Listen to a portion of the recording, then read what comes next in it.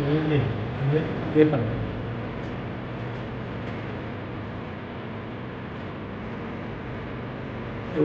कर दे ये हो गया।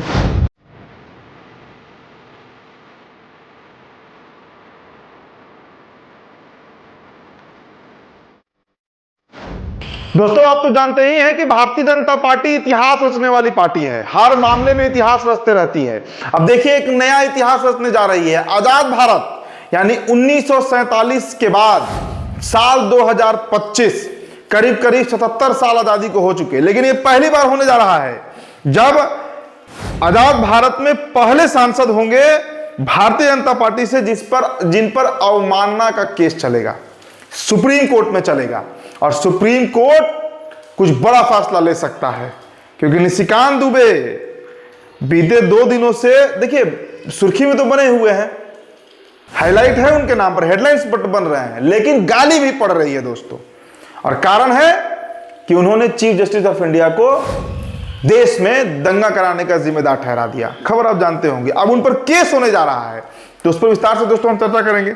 इसके बाद हम ये भी एक नजर हमारी बनी रहेगी, और आप भी गौर करिएगा कि बीजेपी इस पर क्या करती है। देखिए, नड्डा जी ने किनारा तो कर लिया है, लेकिन क्या वाकई में भारतीय जनता पार्टी अपने सांसद को नहीं बचाएगी? मतलब निशिकांत दुबे का बलि चढ़ने वाला है।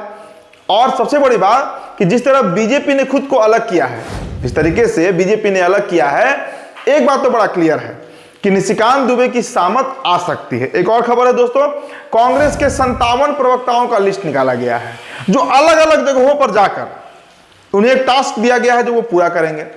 अब उसमें एक प्रवक्ता का नाम नहीं दिया गया है, जिसको लेकर जो ट्विटर जो यूजर हैं एक्स के, वो अलग अलग तरीके से प्रतिक्रिया दे रहे हैं।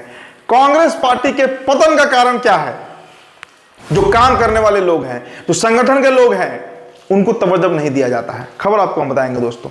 इसके अलावा यूपी में वक्फ एक्ट के खिलाफ प्रदर्शन कर रहे बागपत में कई मुसलमानों पर, करीब 5 दर्जन मुसलमानों पर एफआईआर दर्ज कर लिया गया। चलिए खबर आपको बताएंगे। खबरों की शुरुआत करते हैं द लाइव टीवी पर। मेरा नाम उदित तारण है। द लाइव टीवी, सच सबसे आगे। दोस्तों, पहली खबर निशिकांत दुबे की है। क्या खबर है भाई? निशिकांत दुबे पर अवमानना की केस चलने जा रहा है। मतलब देखिए, अवेश तिवारी ने लिखा है कि कितने दुर्भाग्य की बात है कि निशिकांत दुबे स्वतंत्र भारत के पहले सांसद बन जाएंगे जिनके खिलाफ सुप्रीम कोर्ट ने क्रिमिनल कंटेम्प्ट की कार्रवाई की चिट्ठी लिखी है। सुप्रीम कोर्ट ने बजाते लिखा है क्रिमिनल कंटेम्प्ट। भाई, इस देश में ये पहले सांसद छोड़िए, व्यक्ति पहले होंगे जो चीफ जस्टिस को दंगाई बता रहे हैं। ये सब चीज तो कोई कल्पना ही नहीं करता था पहले, लेकिन उन्होंने कहा ना कि भारतीय जनता पार्टी इतिहास रचने वाली पार्टी है, इतिहास रच रही है।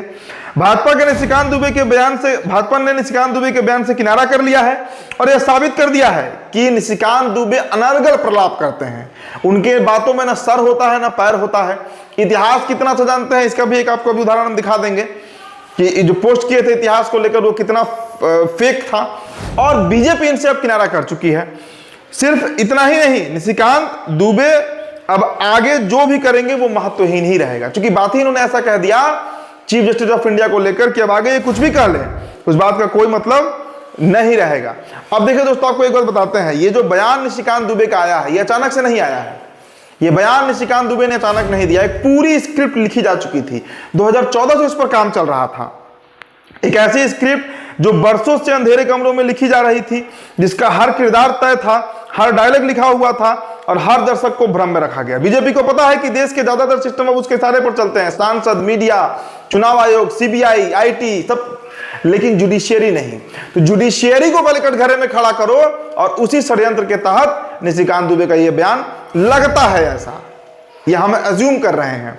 चलिए दोस्तों, आपको अब हम एक और बताते हैं। देखिए, जिस तरीके से निशिकांत दुबे ने एक जो पोस्ट लिखा था, कुरैशी साहब के पोस्ट को शेयर करते हुए, पूर्व आयुक्त निर्वाचन आयोग, देखिए उस पर कैसे अवेश तिवारी ने क्या लिखा है। दरअसल निशिकांत दुबे ने लिखा था कि आप चुनाव आयुक्त हैं, मुस्लिम आयुक्त हैं। आपने वो ट्वीट देखा ही होगा, मैंने वो खबर बताया था आपको। अब देखिए, अब इस पर अवेश तिवारी ने लिखा है कि मैं इसलिए कहता हूं कि ब्राह्मणों को व्हाट्सएप यूनिवर्सिटी से ज्ञान अर्जित नहीं करना चाहिए। आपके और आपके गुरुजी की तो डिग्री पर भी सवाल है।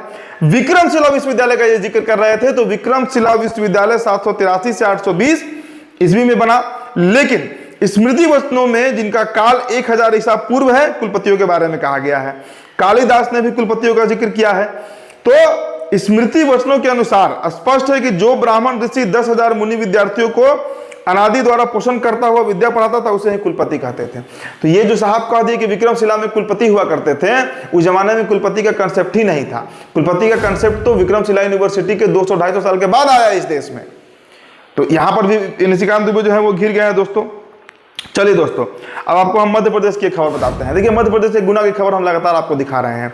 ये खबर देखिए, मध्य प्रदेश के गुना में हनुमान जयंती 2025 पर भाजपा पार्षद ने मस्जिद के सामने जुलूस निकालकर कथित हंगामा किया, अभद्र नारे लगाए और पत्थरबाजी की। खबर तो आप जानते होंगे, बिना ऑर्डर का जुलूस निकाल दिया गया था।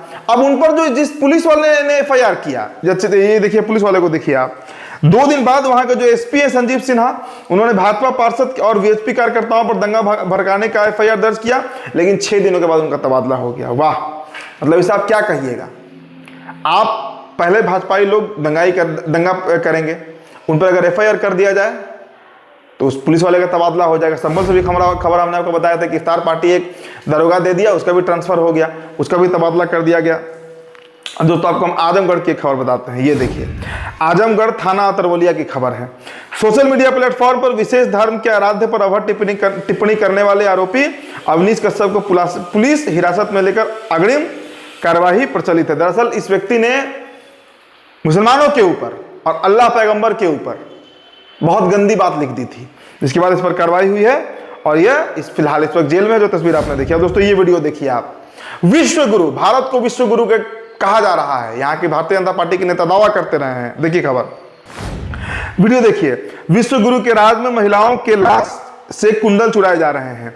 आप वार्ड बॉय को तो कपड़ों से पहचान ही गए होंगे। अब देखिए जाता दोस्तों, ये महिला जो है, इनका निधन हो गया है। मतलब कितनी शर्मनाक तस्वीर है कि एक महिला जिनका निधन हो गया, उनके कुंडल को, उनके कान में जो सोना का पहनी हुई है, उसे चुराने का प्रयास किया जा रहा है। सोचिए दोस्तों कि इस देश में लोग सनातन की बात करते हैं, हिंदुत्व की बात करते हैं। भाई, कौन सा सनातन धर्म इस तरह का सिखाता है? मतलब ये वीडियो मैं क्या कहूँ, विचलित करता है, डिस्टर्ब करता है ह्यूमन मेंटालिटी को लेकर कि भारत में लोग किस स्तर पे जा रहे हैं। और दोस्तों, इसका बहुत बड़ा कारण गरीबी और बेरोजगारी है। बहुत बड़ा कारण इसका बेरोजगारी और गरीबी है दोस्तों। चलिए दोस्तों, आपको हम अगली खबर बताते हैं। कांग्रेस पार्टी के 57 प्रवक्ता, लिस्ट जारी की गई है। लिस्ट में 57 प्रवक्ताओं के नाम लिखे गए हैं। पहले आप लिस्ट देख लीजिए। और उनमें ये प्रवक्ताओं को काम है कि भाजपा और RSS पर सबसे ज्यादा कड़े हमले करने वाले कांग्रेस नेता आलोक शर्मा कहां हैं। पूरे लिस्ट में आलोक शर्मा गायब है। पूरे लिस्ट से आलोक शर्मा जो है दोस्तों, वो गायब है। कहा गया है कि कांग्रेस ने अभी एक लिस्ट जारी की है, जिसमें सोमवार 21 अप्रैल से 57 शहरों में 57 नेता प्रवक्ताएं पहुंचाए जा रहे हैं, जो भारतीय जनता पार्टी का झूठ का पर्दाफाश करेंगे। और इसमें आलोक शर्मा गायब हैं। अब देखिए दोस्तों, इसको लेकर यूजर्स जो हैं वो अलग अलग तरीके से प्रतिक्रिया दे रहे हैं। देखिए, मुमताज अंसारी ने लिखा है कि वेणुगोपाल जब तक नहीं हटेगा और कांग्रेस का कुछ नहीं हो सकता। राहुल गांधी, आपकी मेहनत बेकार है। जब आप बब्बर से प्रवक्ता आलोक शर्मा का बचाव नहीं कर सकते, फिर कांग्रेस का कुछ नहीं हो सकता। अब दोस्तों, आपको राजेश गहलोत का भी दिखाते हैं एक ट्वीट। हम उन्होंने क्या लिखा है? उन्होंने लिखा है कि राहुल गांधी, खड़गे जी, आप सब लोग चाहते हो कि क्या चाहते हो समझ नहीं आ रहा।